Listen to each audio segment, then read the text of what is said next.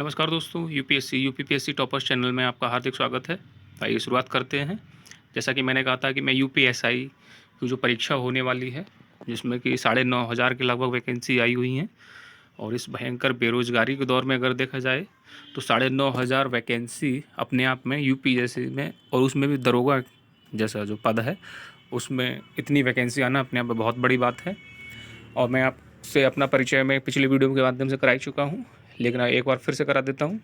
मैं यूपीएसआई 2016 की जो परीक्षा हुई थी उसमें सेलेक्टेड हूँ, और मेरी ट्रेनिंग जो है पीटीसी मुरादाबाद में हुई है।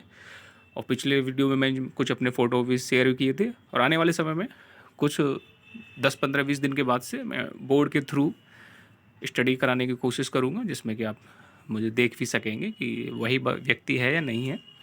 और मैं अपना थोड़ा सा अपना एजुकेशनल जो करियर है, अपना जो जॉब करियर है, जो भी कुछ है उसके बारे में थोड़ा सा बता दूं आपको कि मैं 5 बार नेट क्वालिफाई हूँ हिस्ट्री सब्जेक्ट से। तो मैं नेट के लिए भी, और assistant professor, GIC lecturer, GDC lecturer, और टीजीटी पीजीटी के जो एग्ज़ाम होने वाले हैं उनके लिए भी अभी क्रैश कोर्स या कोर्स जो है वो स्टार्ट करने जा रहा हूँ। साथ ही यूपी पीसीएस की परीक्षाएं मैं 4 बार यूपी पीसीएस की जो प्रीलिम्स परीक्षा है उसको पास कर चुका हूं, जिसमें से 2 बार मैंने मेंस दिया है, 2 बार नहीं दिया है। वो कुछ व्यक्तिगत कारण थे।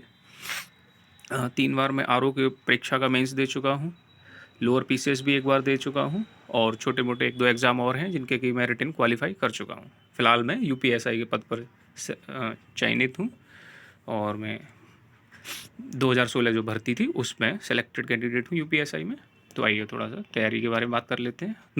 कोई भी तैयारी आप जब भी शुरू करें किसी भी चीज़ की, तो उसका जो नोटिफिकेशन है या उसका जो पैटर्न है उसको समझना बहुत ज़रूरी है। और इस समय नोटिफिकेशन को अच्छे से आपने स्टडी कर लिया तो आप यकीन जानिए कि आपने 1/4 तैयारी या 1/4 जो परीक्षा है उसको हैक कर लिया एक तरीके से, कि आप समझ जाएंगे कि क्या करना है क्या नहीं करना है। जनरली लोग क्या करते हैं, नोटिफिकेशन को सीरियसली नहीं पढ़ते, वो सिर्फ देख लेते हैं कि हाँ कितनी वैकेंसी ये वो, बस, और कुछ नहीं। एक्चुअल में देखा जाए लोग मोटिवेशन के लिए भी लोग परेशान होते रहते हैं कि मोटिवेशन नहीं है लाइफ में, ये वो। अगर आप नोटिफिकेशन को भी देखते रहें तो आप अच्छे खासे तरीके से मोटिवेट हो सकते हैं, अगर एक नज़रिए से बात की जाए मेरे हिसाब से। तो नोटिफिकेशन भी है मोटिवेशन के लिए बहुत हेल्पफुल होता है। तो ये यूपी एसआई का जो भर्ती हुई है उसका नोटिफिकेशन है ये।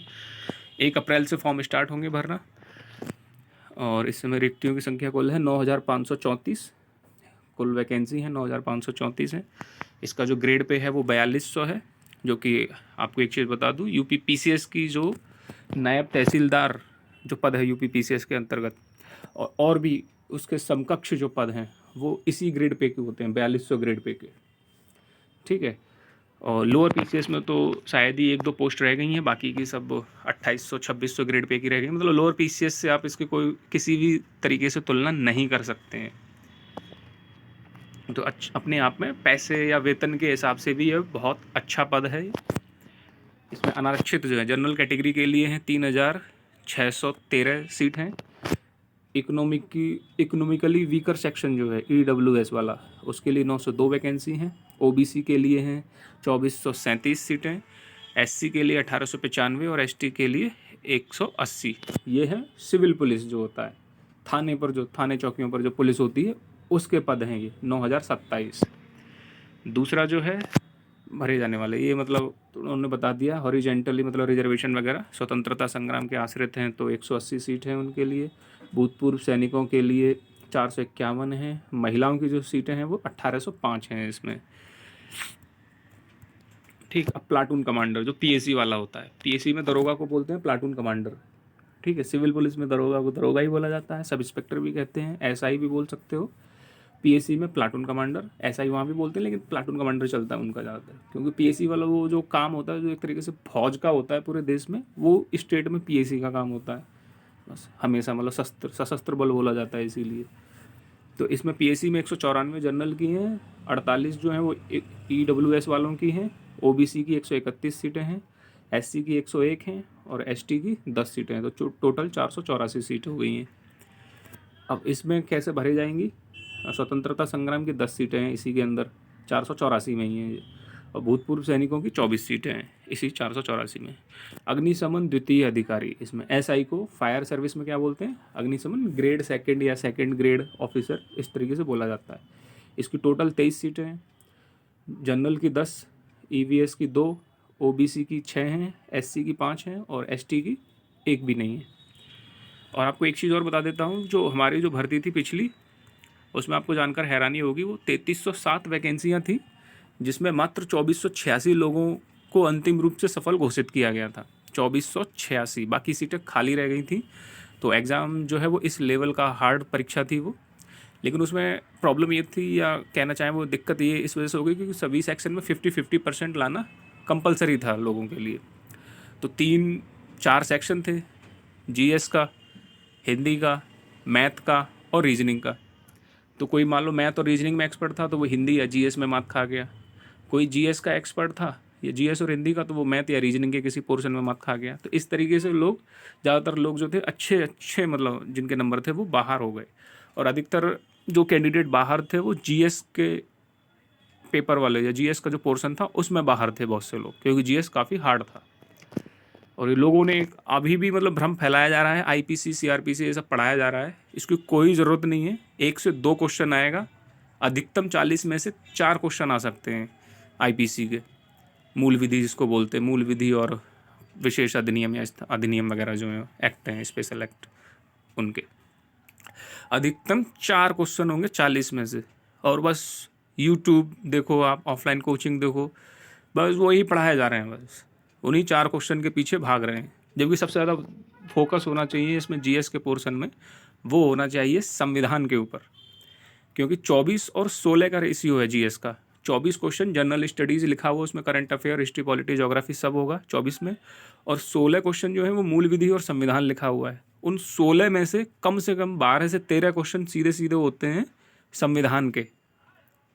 मैं कह रहा हूँ 16 में से अगर 12 भी संविधान के हुए, ठीक है, 4 क्वेश्चन मूल विधि के हो गए। और मूल विधि के 4 वो ऐसे होंगे, या तो सबको आते होंगे, सबको मतलब ऐसा ऐसा अधिनियम या धारा पूछ लेंगे जो कॉमन रही होगी बहुत ज़्यादा करंट में, तो वहाँ से होगी।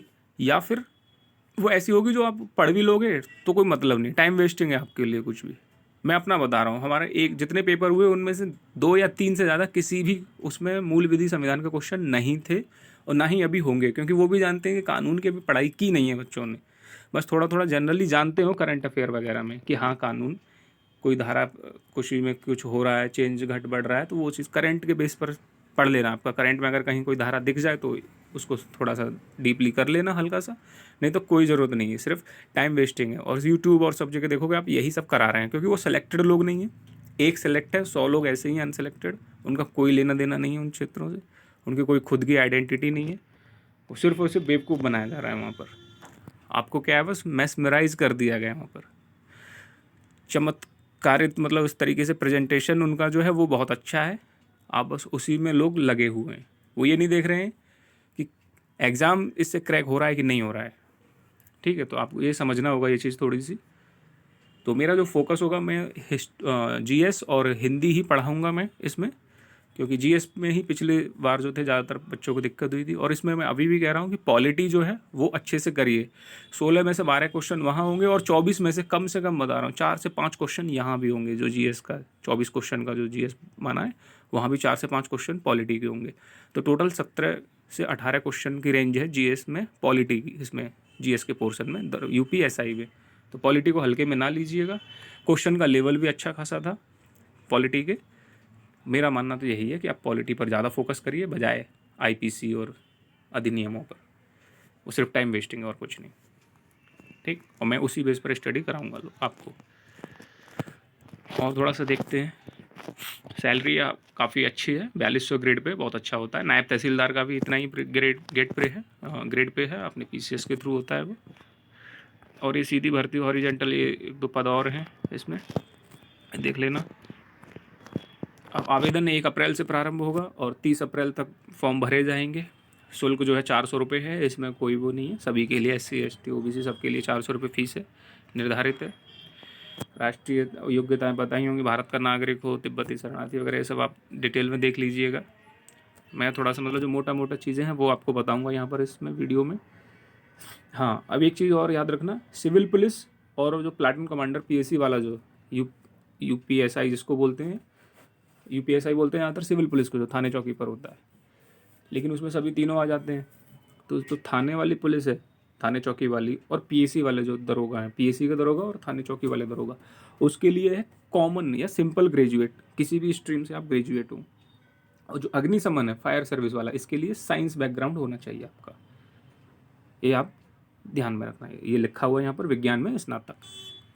ठीक है। अधिमान्य अर्हता है, ये तो आपको पता ही होगा, ओ लेवल वगैरह ये सब चीज़। आयु जो है वो इसमें दिया हुआ है, अभ्यर्थी 1/7/2021 को 21 वर्ष की आयु प्राप्त कर ली हो और 28 वर्ष से अधिक ना हो, जो कि मतलब इसका मतलब हुआ 1/7/1993 से पूर्व तथा दिनांक 1/7 के पश्चात ना हुआ हो। अब ये इसमें कुछ छूट भी दी हुई होती है, यदि परंतु अनुसूचित जाति, जनजाति या ऐसी अन्य श्रेणियों के अभ्यर्थियों की दशा में उच्चतर आयु सीमा अधिक जो रिक्तियों में, मतलब इसमें कुछ छूट है वो आगे दे दी जाएगी। चरित्र वगैरह ये सब, वैवाहिक स्थिति, वो सब जानते ही आप लोग, फॉर्म भरते रहते हैं। परीक्षा जो है वो ऑनलाइन होगी, ये याद रखना, इसका पेपर ऑनलाइन होगा। 400 नंबर की परीक्षा होगी ये। 400 में देखो, सामान्य हिंदी 100 अंक है, मूल विधि, संविधान और सामान्य ज्ञान 100 अंक। देखो संविधान अलग से दिया है इसमें, ये याद रखना है, इसलिए मैं कह रहा हूँ कम से कम 40 में से 17 से 18 क्वेश्चन संविधान के होंगे। और आपको इस बार जो है ये 35% क्वालिफाइंग है इस बार, सेक्शनल जो क्वालिफाइंग है सिर्फ 35%, और 40 क्वेश्चन के बेस पर देखोगे तो 35 हो जाता है आपका 14 क्वेश्चन पर। तो अगर आप संविधान खाली पढ़ लेते हैं, किसी का जीएस बहुत ज़्यादा हार्ड हो या कुछ बहुत ज़्यादा दिक्कत हो, जीएस में हाथ तंग हो, तो वो सिर्फ संविधान को पढ़ ले अच्छे से, तो भी वो 14 से ऊपर चला जाएगा वो रेशियो उसका। बाकी अपने 3 पोर्शन जो है उनको अच्छे से कर सकते हो आप। और संख्यात्मक और मानसिक, ये मतलब ये मैथ वाला हो गया, और ये तार्किक लॉजिकल, ये 2 घंटे की परीक्षा होगी, 160 क्वेश्चन होंगे टोटल, 400 अंकों के। ऑनलाइन पेपर है, अलग अलग पालियों में होगा, तो नॉर्मलाइजेशन वगैरह सब बिल्कुल किया जाएगा। देखो अब 35% वाला मैं बताता हूँ क्या देखो दिया है। सेवा नियमावली में 7वें संशोधन के अनुसार ऑनलाइन लिखित परीक्षा के प्रत्येक विषय में 35% अंक। सेक्शनल जो है आपको 35% लाना है। जैसे मान लेते हैं ये ऊपर किसी के मैथ कमजोर है, तो मैथ में आप वो 35 नंबर ले आए 100 में से, ठीक, तो बाकी के ऊपर औरों में खींचना होगा, तो 400 में से 200 से कम जिसके होंगे, 199 होंगे, उस पर भी गौर नहीं किया जाएगा, वो मेरिट का पात्र नहीं। मतलब टोटल 400 में से है वो 50% से ऊपर होना चाहिए। ये भी आप याद रखना ये चीज़। इसमें दरोगा भर्ती में 50% का बहुत बड़ा रोल है, क्योंकि जब ट्रेनिंग पर जो एग्ज़ाम होते हैं उसमें 17 पेपर होते हैं लास्ट में। जैसे 2 बार होते हैं, हाफ ईयरली में भी होते हैं, हाफ ईयरली में 12 पेपर होंगे, और लास्ट में जो एग्ज़ाम होता है उसमें 17 पेपर होते हैं। तो उन दोनों में भी 50% लाना होता है, हर पेपर में क्वालिफाइंग करना होता है, वहाँ भी ट्रेनिंग के दौरान भी। तो ये 50% वाला ये क्राइटेरिया यहाँ पर बहुत इंपॉर्टेंट है। इस समय सेक्शनल जो है वो 35 लाना है, आप इस चीज़ को समझ लेना अच्छे से, सेक्शनल 35 लाना है।